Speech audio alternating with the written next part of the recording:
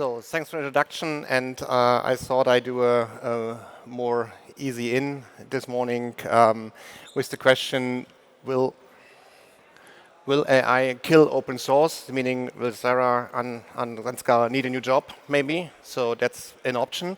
So let's have some thoughts on it, and it's more about getting you thinking on how we are going to use this in the next future. You have seen the 2026 plans, the roadmap. My guess would be AI will change a lot on this roadmap this year and gets more and more topics on it. So let's have a look. First, it's not about AI or open source. I think all this AI hype will not exist without open source. So a lot of the tools we are using, a lot of the LLMs, a lot of the models we are using are open source, are available for free or in a freemium model.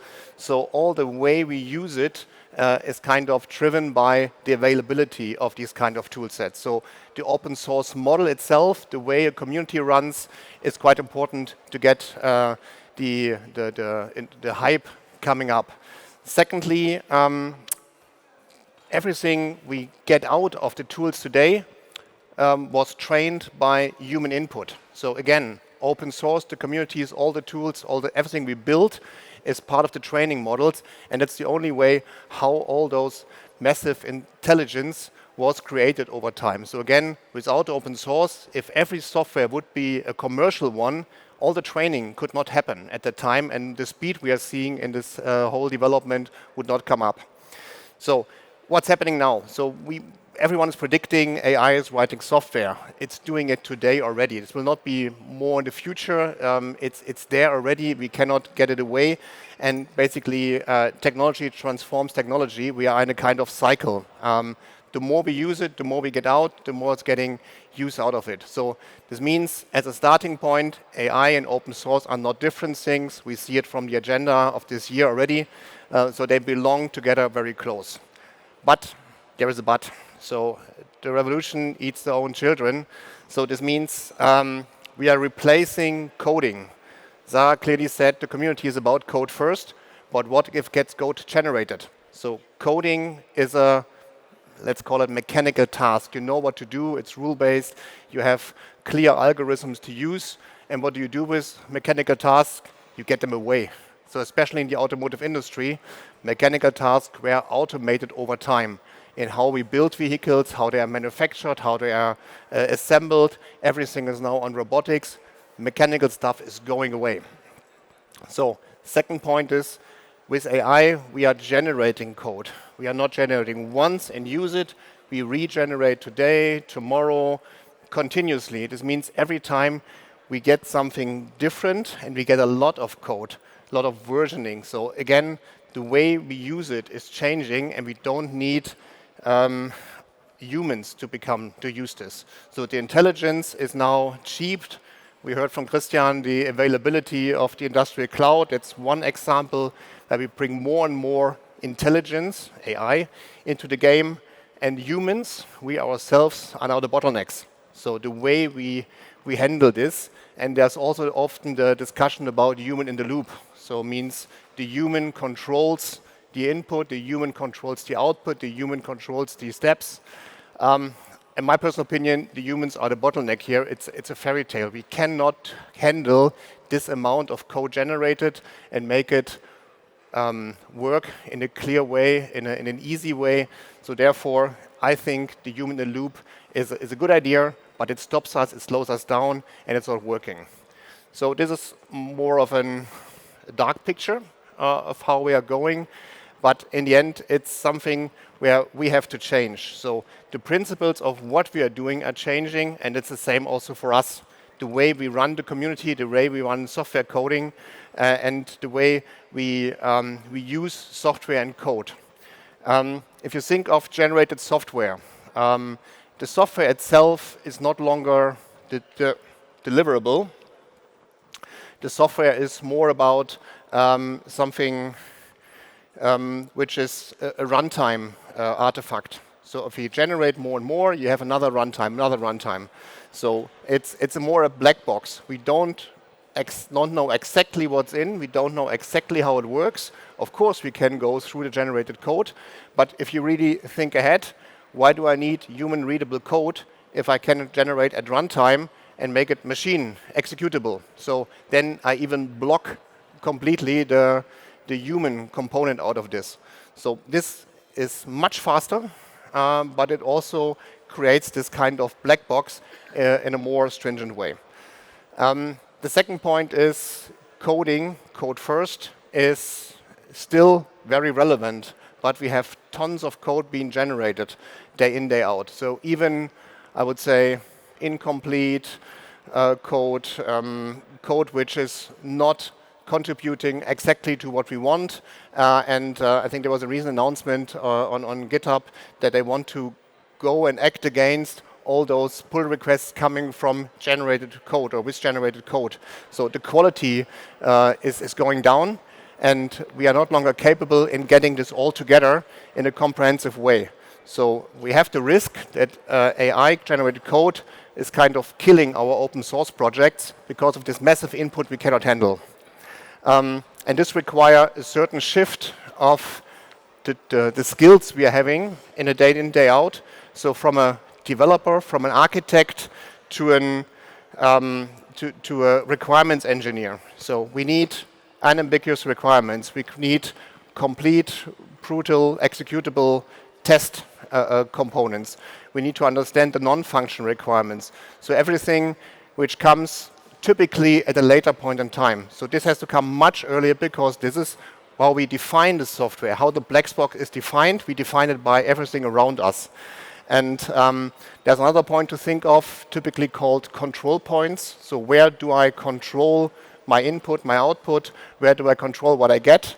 And sovereignty is an important point here. I need to know exactly how I do it. We start with sovereignty discussions typically from a platform perspective, AI cloud, our T-cloud, our sovereign T-cloud as an example. But sovereignty also goes into delivery models, also goes into software, in the way how we code, how we build it. So you have to keep this in mind. And basically these outcomes, so what do we want to get, is not code, but in features, in functions, in safety. This is the new evaluation criteria. So that's something we have to change in the way our projects are running as a community. So I would say yes, open source will kill, AI will kill open source, but the developer centricity, that's the part which is currently impacted. And that's why we need to rethink. So I talked about requirements and completeness of requirements, and this is much more important than the code itself in the end.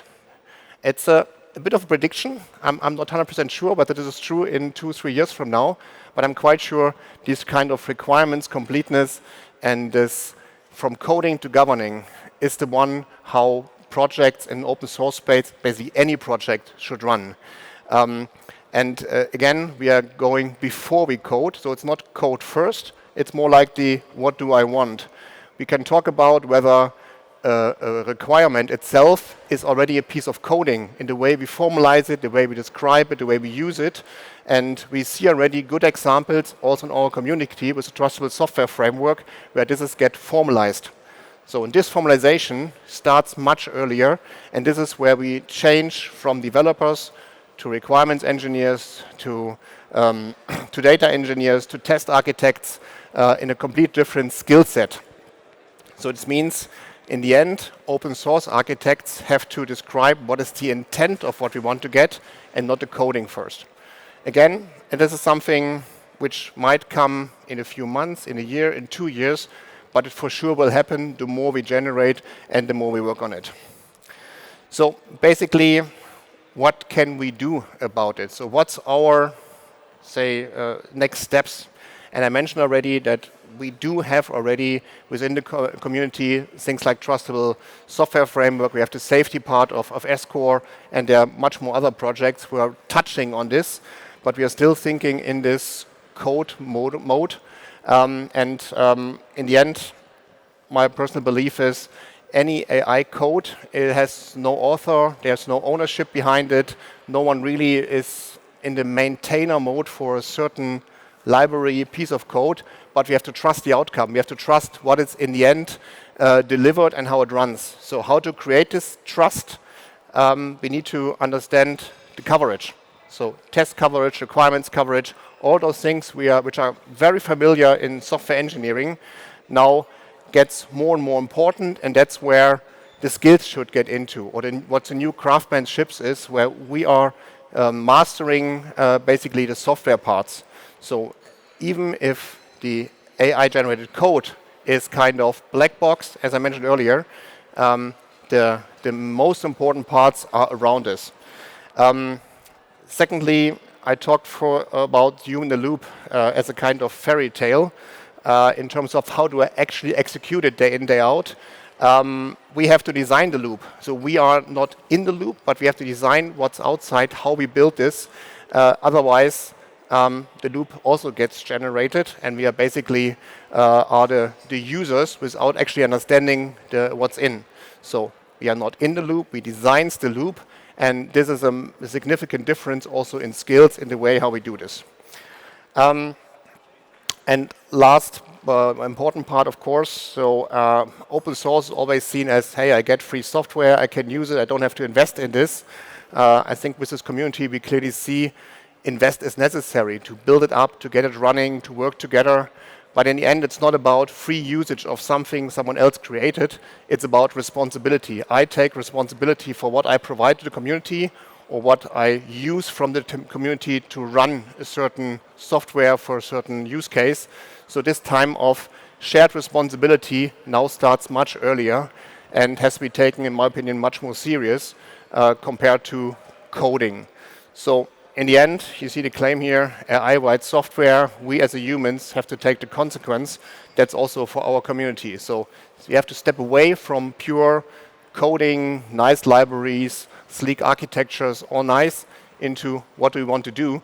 And this is basically my major call for today. So basically, we have to take this into our minds when we talk about our projects, when we define new projects. I really like that we now have the special interest group on AI, because this is where we should discuss this, how these projects look in the future and how projects change in the future. So let's continue to use AI. It's not talking against it, and there's always no way around.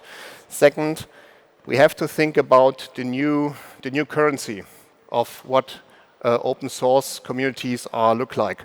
The currency is not longer how much code do I provide, how much followers I do have, but how the outcome looks like. What is the evaluation criteria of using a certain set of software?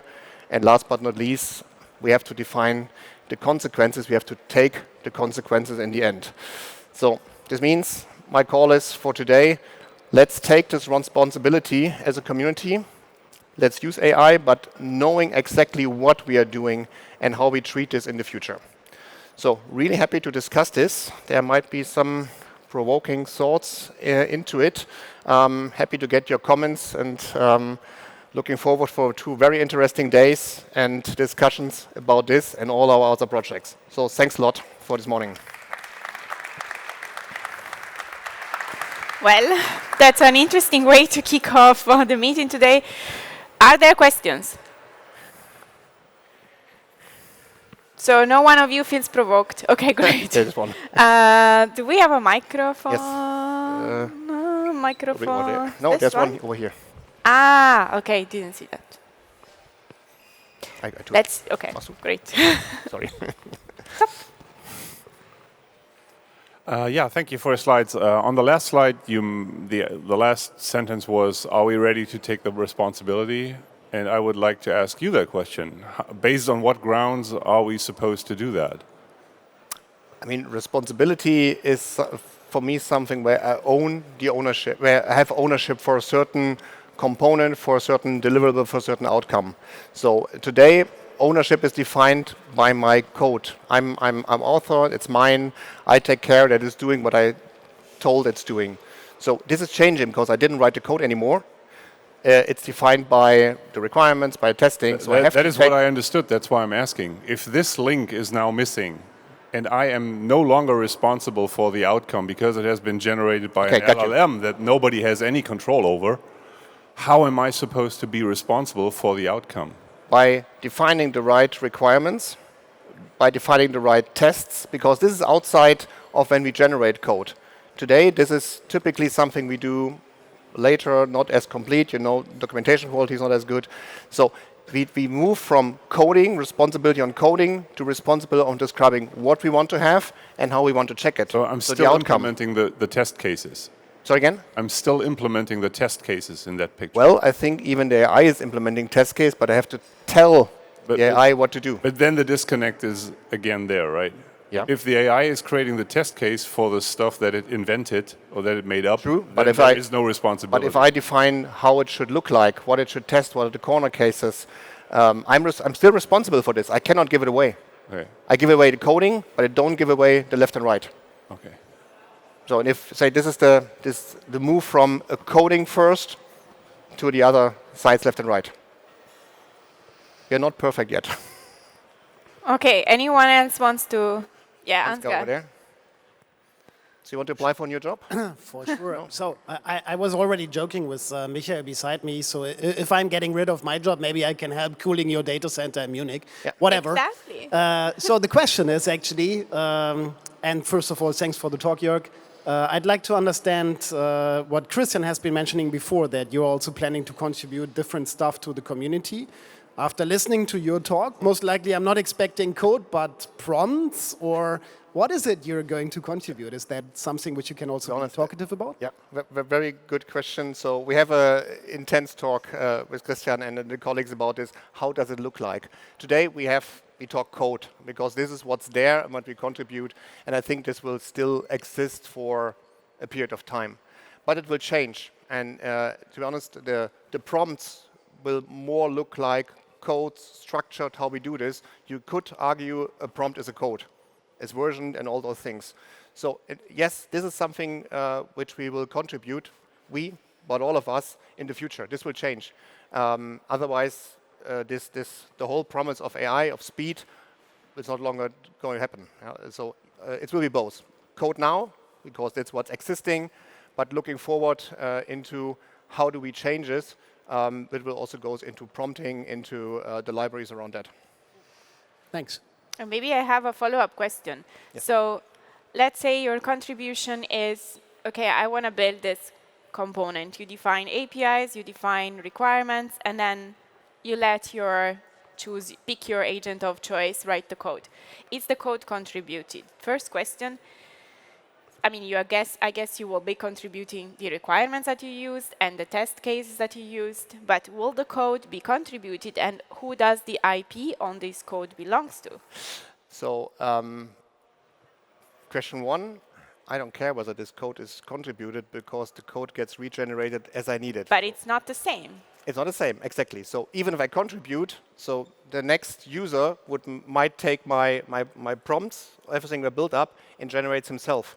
Maybe saying, I need a different runtime, please do it again. So I think this contribution of code is not longer that important. So because it might not even be used in the very same way as we contributed. Therefore, yeah, can be contributed, but its importance get down. On IP, very good question. I think in the end, the one who generated first has the IP, because it's my prompt, I did it. But once I give the prompt away, then it's open source and it's available for all of us. Okay, so we are talking about prompt contribution. I think, okay, I think at the end it's prompt libraries, prompt versioning, everything we apply on code will get applied on prompt. Yeah, I think certification agencies are not going to be thrilled, because then you just have, outcome is not predictable, it's not repeatable. Agreed. So, okay. Probably has to change as well. Guys, you have been warned. Start to look for a new job. No, but Good. Yeah. Any other point to be raised, or oh, Philip. So, taking the open source maintainers in mind, basically open source is not purely about the code. The code is the expression of what a maintainer came up with. And nowadays we see so many maintainers which get overloaded, and also in the past there was always more to do than they actually could do. That's why all these GitLab actions come in, runners, checks, license parts, DCOs. So you are driven by efficiency, and you always have not enough time to do all the things you want to do as a maintainer. And that's where anyway the AI will be picked up naturally by developer with not making their mind up on, do I become an architect? Because I have always been an architect. I'm architecturate and my tools were limited. And at the end, all this code which gets generated by the AI is trained data. And what training data is available? That's the open source code, basically, because most models are running over the net and just grabbing all the data they can find in public.